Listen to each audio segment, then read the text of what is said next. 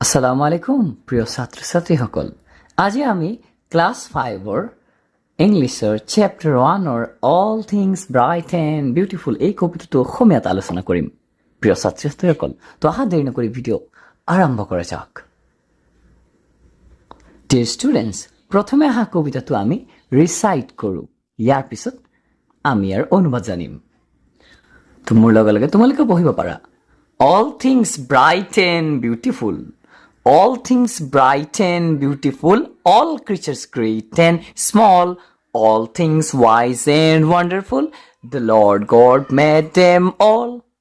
Each little flower that opens, each little bird that sings, He made their glowing colors, He made their teeny wings.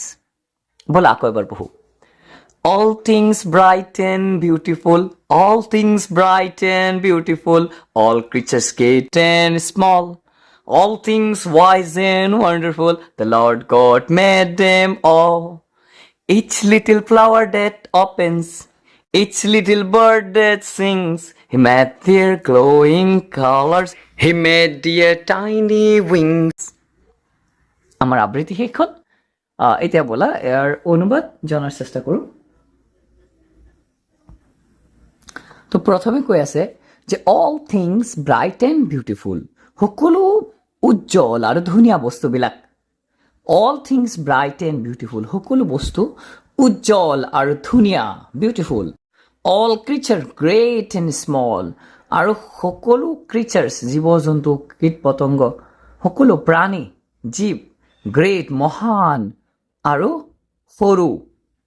ইয়াত সকলো মহান আৰু সকলো ক্ৰিচাৰ গোটেইবিলাকৰ কথা কোৱা হৈছে।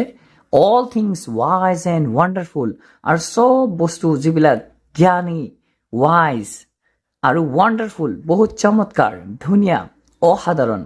The lord god made them all, আৰু এয়া বনাইছে লৰ্ড গড, যিজন সৃষ্টিকৰ্তা, ক্ৰিয়েটৰ, গডে বনাইছে এইবিলাক চব।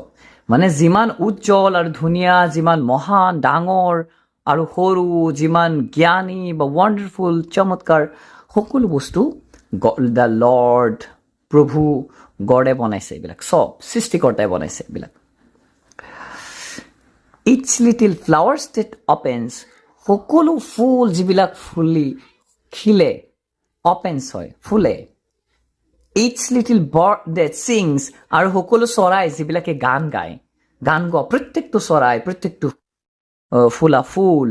হি মেড দেয়াৰ গ্ল'য়িং কালাৰ্ছ, আৰু তেওঁ এই ফুলবিলাক বা চৰাইবিলাকৰ গ্ল'য়িং, উজ্জ্বল, ধুনীয়া কালাৰ্ছবোৰো বনাইছে।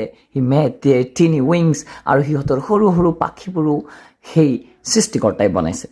তো এয়া আছিল আমাৰ কবিতা। দি ষ্টুডেণ্টছ, আশা কৰোঁ তোমালোকে এই কবিতাটো অসমীয়াত বুজি পাইছা। ইয়াৰে যদি বাকী কুৱেশ্যন আনচাৰবোৰ লাগে তেন্তে অৱশ্যে কমেণ্টত মেনশ্যন কৰিবা, আমি তাৰ ওপৰতো ভিডিঅ' বনাম। তো আজি ইমানতেই, আকৌ দেখা হ'ব এক নতুন ভিডিঅ'ত।